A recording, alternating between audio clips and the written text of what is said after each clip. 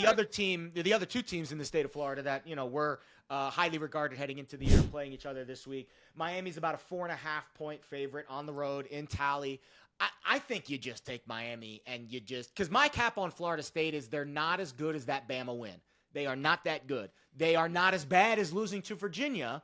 I think they're somewhere in between, but I don't think there's a bounce back because I'll be honest, I think Miami's bigger, faster, stronger, and I think Miami's going to be very, very up for this game. You hit the nail on the head before. And again, this goes to the James Franklin thing where, okay, James Franklin loses to Oregon, he loses to Notre Dame, he doesn't lose to Purdue and Maryland. Mario Cristobal doesn't lose this game. He loses to Syracuse.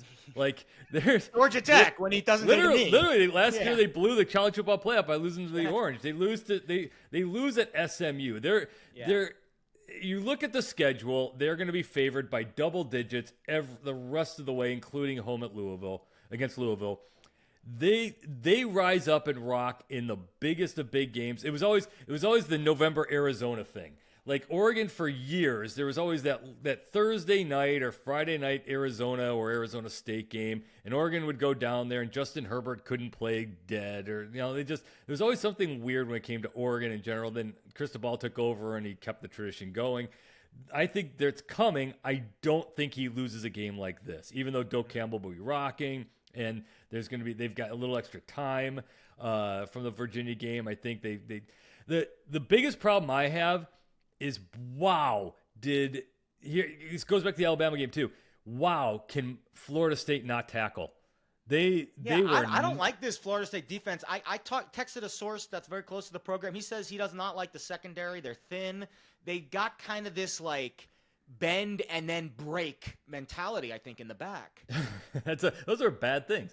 But again, and that was the problem with Alabama because Alabama doesn't run necessarily. That's a pass first. So that was a weird game too, right? It was a weird game. Delay. It was week 1. You had Malzahn had all that time to prepare. Week 1 this is why you got to be out of your damn fool mind to schedule a game in Columbus, Ohio, or Tallahassee to start the season. So, like, if you gave Bama a week just against Central Cupcake Directional State, they play Florida State in week 2. I think they win that game. If they had the result flip, right? I think they played ULM in week 2. If you flip them, play ULM week 1, you play Florida State week 2. Bama's probably 5-0 right now. You and I are saying the exact same thing, and we'll get there faster, which is basically Miami probably should win this game on the road. Yeah. And I think they cover, right? And the spread's under a touchdown, so no key numbers there. Oh, it's only 4.5. That's I think you bet Miami. That's not even a rounding error. Just of course, not even a rounding error. Although the problem is, I'm going to say it right now, why it's 4.5 to people of a certain age who are it's instilled in your brain, wide right.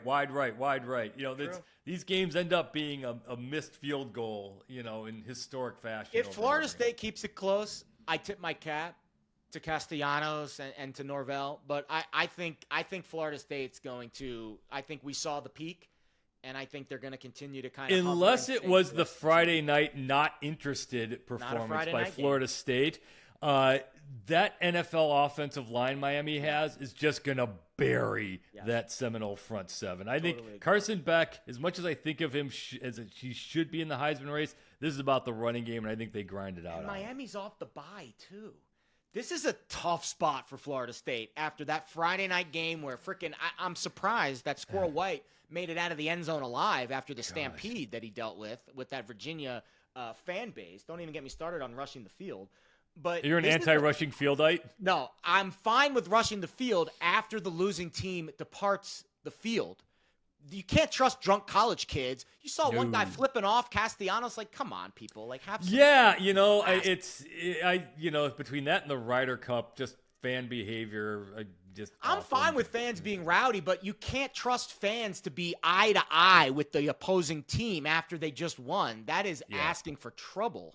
Yeah, or injuries. All of it. So especially right after an emotional game. Yeah. No, I'm with you. Let the fans leave, or let the team that lost leave the field and then make an announcement. You can rush the field after the team marks. Give them 30 There seconds ain't nothing. per minute, let them Although, leave, and then come on rush. a strictly visceral level, that along with one of the Boston insane. Celtics, one of the 1980s Boston Celtics over Lakers thing, where all of a sudden Michael Cooper misses the shot, and then Yes. like the ants came out. Like So that weird. was the all time. That was an all timer, one of one's really college was. sports field rush.